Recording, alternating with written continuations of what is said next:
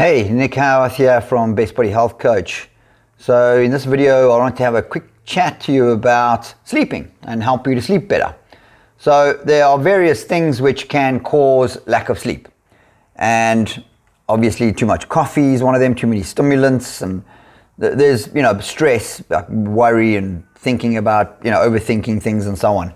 But here are some things that can help you get to sleep and have a good night's rest, because you don't really appreciate a good night's rest until you're not getting it, and everybody from time to time has had a night where they're like, what? You either get to sleep and then wake up, or don't get to sleep, so that's a horrible feeling. And there's some people that go night after night. I've had some clients that for 15 years they haven't had more than 3 hours sleep a night. I mean, I can't believe it. It's like it must be horrible. It's like torture, So anyway, cortisol is an adrenal hormone which gets created when the body's under stress, when you're sick or when you're thinking about stressful situations. So the way to lower cortisol is to take something called ashwagandha. It actually removes that cortisol hormone from the blood. But one of the major things is to stop watching the news and stop watching things on Facebook which are like, just not very nice, and they make you feel bad and they're negative, negativity stuff, Try to watch better things, like comedies. That's what I do. Before I go to bed at night, if I feel like I'm a bit hyped or a bit wired, I find a good comedian and I watch a good stand-up comic for about 15 to 20 minutes and have a good laugh, and I go to sleep. Laughter is a great remedy for handling cortisol, and it really is a valid therapy for that.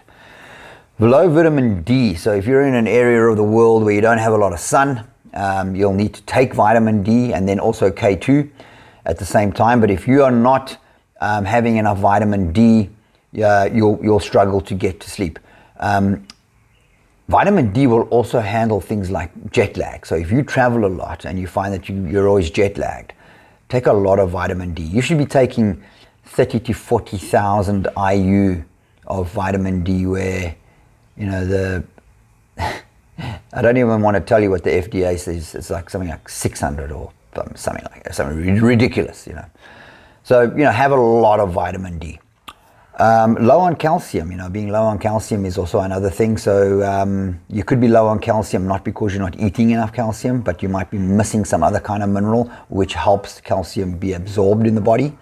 And one of those minerals is boron. So boron is very good for helping you absorb calcium. So make sure that you're getting enough of everything.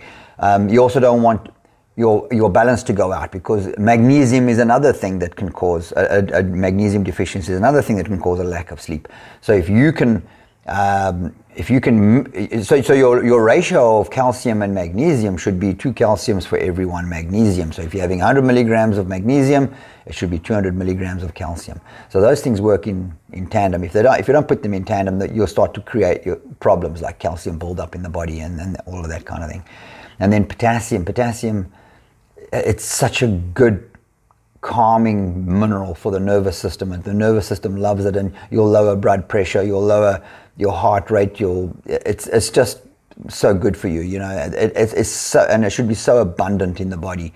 It's it really is what gets it's so under spoken about on social media and in medical journals is the value of potassium. So you've got to have lots and lots of potassium, and your potassium works in tandem with sodium. In other words, like salt. So if you're having not table salt, I'm talking about good pink Himalayan salt or Celtic sea salt or just general nice clean sea salt.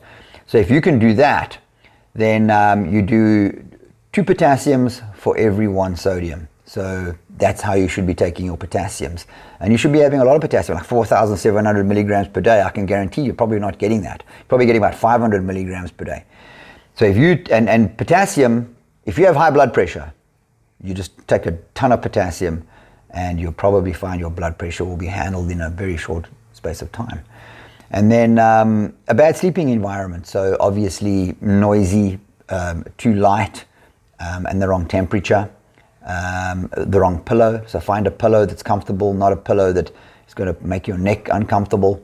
I've got a pillow that's got a bit of a ridge on the edges, and then it's a dip in the middle, and my neck lies nicely on that ridge, and it takes the curvature of my neck, and I sleep like a baby with that pillow. And since I've been using that pillow, which is probably about 15 years now, I'd actually changed my sleep. That was probably one of the major things that changed my sleep pattern, was my pillow.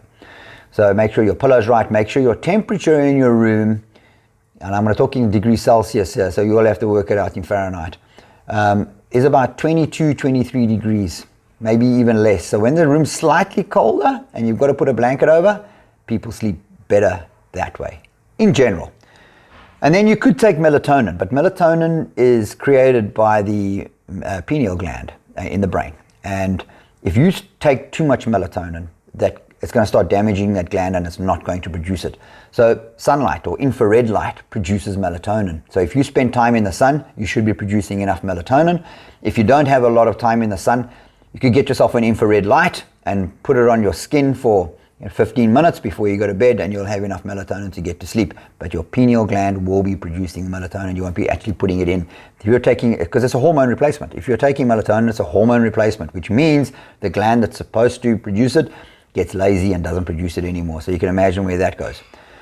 All right, and then blue light or electromagnetic fields. So you've got wiring in your walls and electricity going through your walls and electricity cables outside.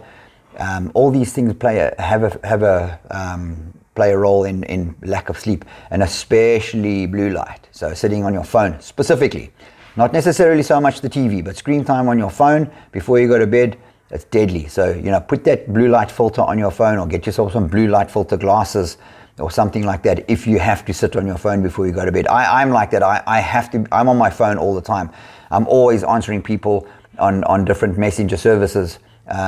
And I spend all day on it, and that's right up until like 11 p.m. So sometimes I do lie in bed and I have to do that, but I have these blue light filters on my phone, so it doesn't mess with me too much.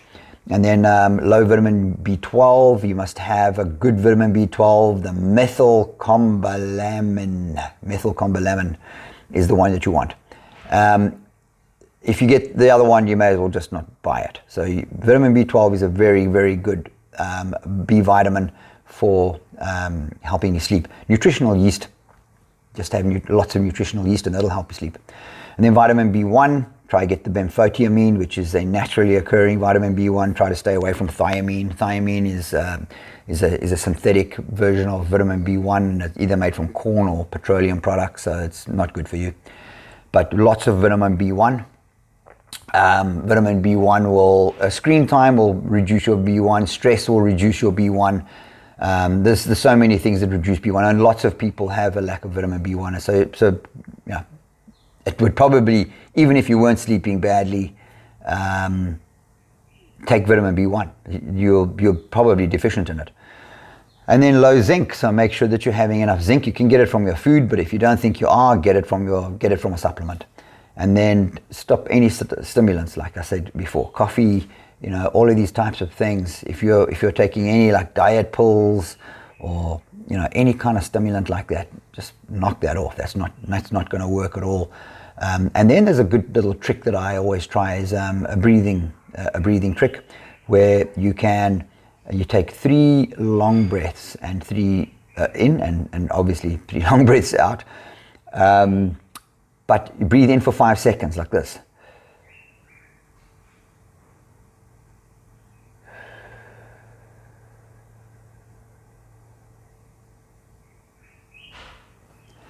And you do 3 of those.